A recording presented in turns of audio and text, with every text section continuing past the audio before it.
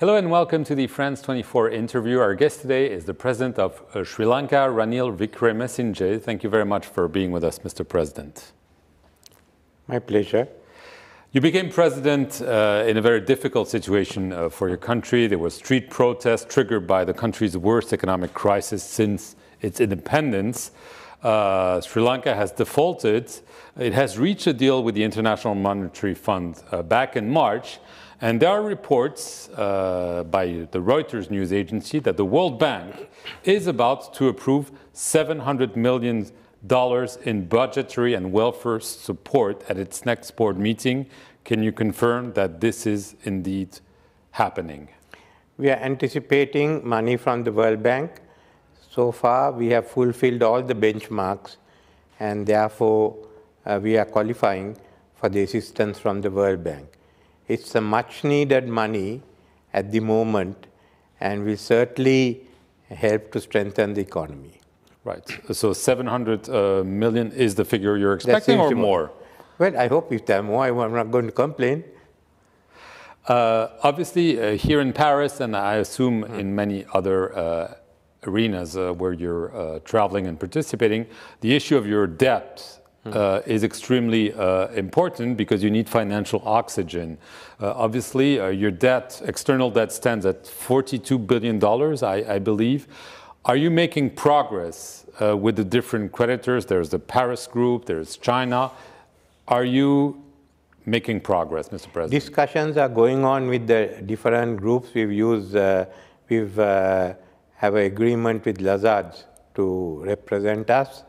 And the debt restructuring program will be presented to Cabinet on Wednesday. I think over the weekend they're hoping to finalize it. It will go to Parliament on Friday before the Public Finance Committee. Then Saturday and Sunday it will be debated in Parliament and will be approved by Parliament. Thereafter, we can start the rest of the negotiations with our creditors. Right. What's in this plan? I mean, what's the idea? To postpone the debt, to reduce it, a combination of both? Well, it's a question of giving a longer period for repayment, and we've also been looking at some form of a reduction in the amount due. So those are being discussed now, and hopefully by Sunday or Monday, the final document will be available to us. Okay, so you're making progress both with China and other creditors? Is this on? With China, Lazard is discussing with all, and also Sri Lanka. We've been discussing with all the creditors, and with China also. I mean, China has not come on to not joined the common platform, but they've been there at every meeting. And all details have been shared with China. China has shared information with them. So except for formally being on the platform, China has been a party and is aware of all the information that is being shared. Right. In Paris, there was an agreement on the debt from Zambia with both the Western creditors and China. Is this a good omen for your country, which shows, obviously every situation is different, that there is indeed a possibility to find an agreement with both China and other creditors? No, we are confident of China coming along with the others. The Zambian one was announced this week, and it's good that China has been able to sort out Zambia. I listened to the speech of the Chinese Prime Minister both yesterday at the dinner, working dinner, and today. It shows China, for the first time, China has shown its approach to the whole issue of debt restructuring, and it's a positive message. Right. Speaking of China, there has been speculation about China's presence in Sri Lanka. There have been reports in especially the American press that there could be a military presence in Sri Lanka. Is this the case, and do you rule it out for the future? Well, Chinese have been there for about 1,500 years. So far, there has been no military base. There's a lot of speculation about the Hambantota harbor. Right. We've called for offers, and it's been given out to China merchants. But the security is controlled by the government of Sri Lanka. The Southern Naval Command will be shifted to Hambantota. We've got one brigade stationed in Hambantota and the nearby areas, and there certainly has been no issue of military use by the Chinese. The same company also runs a terminal in the Colombo harbor, in the South Port, and that's where warships come to all countries. Now, no one is complaining of the terminal they are running in Colombo. They are only complaining about the terminal and the port that they are managing in Hambantota. No, we have no military agreements with China. There won't be any military agreements. I don't think China enters into one. We are a neutral country, but we also emphasize on the fact that we cannot allow Sri Lanka to be used as a base for any threats against India. Right. You recently declared some groups involved in traditional politics are actively working to hinder our economic revival. They're spreading false information and misleading the public with claims that we're selling off the country. What exactly do you have in mind? No, there have been people who say we've been selling off the country. Who are these people, Mr. President? Part of the opposition or part of other groups. So I just pointed out each achievement we had. And I asked, is that selling off the country? If we reduce the price of fuel, is it selling off the country? We are working with foreign economies, not only Western, but also Eastern, like Japan, Korea, China. And working with them does not mean we are selling off the country. It means that we are developing the economy, and I asked them to reply.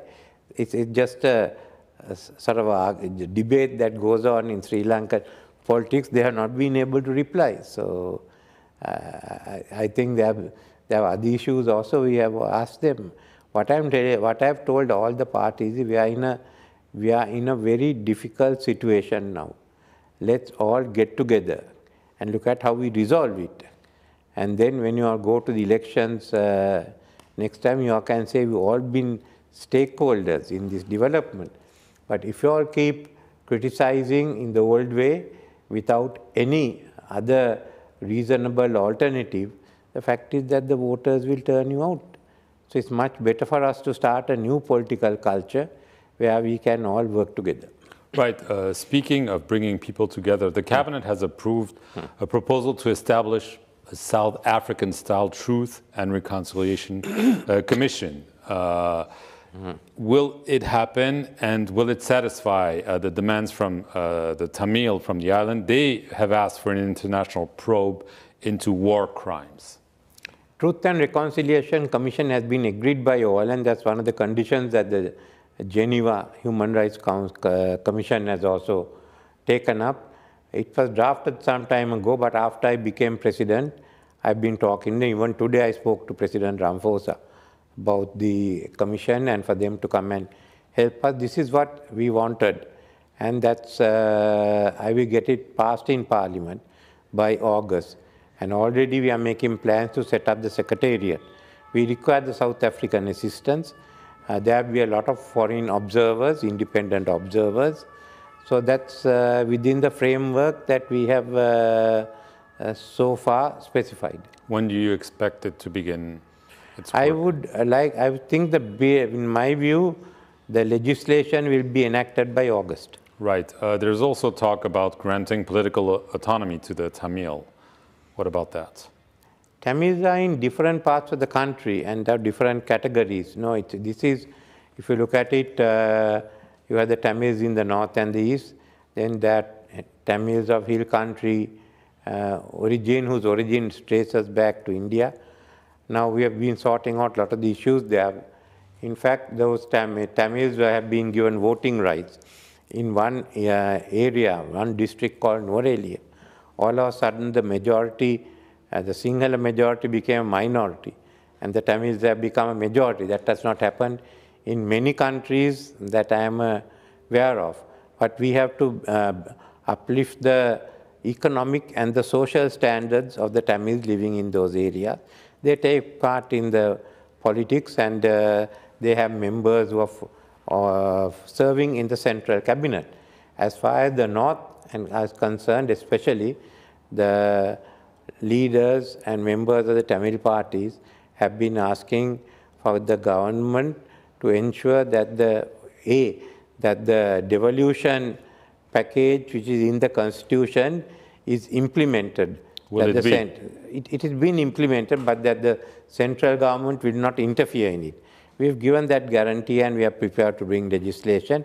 I've told them, in addition, they've asked for some of the other powers, not only for the North, but for all the 9 provinces.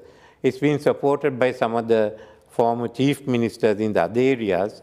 So we are having discussions.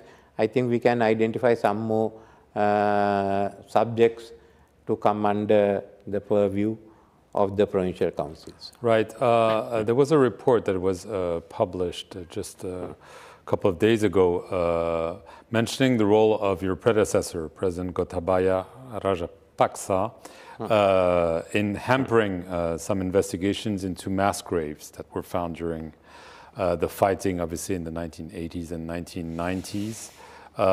Should there be investigations about his role, about the role of others, or is the Truth and Reconciliation Commission the only way to turn the page?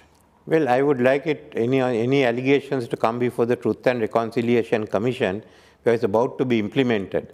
But if you are going to run a parallel investigation, we are only undermining the Truth and Reconciliation Commission. Any complaints anyone has can go before the Truth and Reconciliation Commission. And it can involve anyone, eventually former, very senior? No, they can call the former president or anyone else. And the fact is, no one can say it's a cover-up because we'll be having foreign observers. Thank you very much, Mr. President, for granting us an interview, and thank you all for watching it. Stay tuned for more news here on France 24.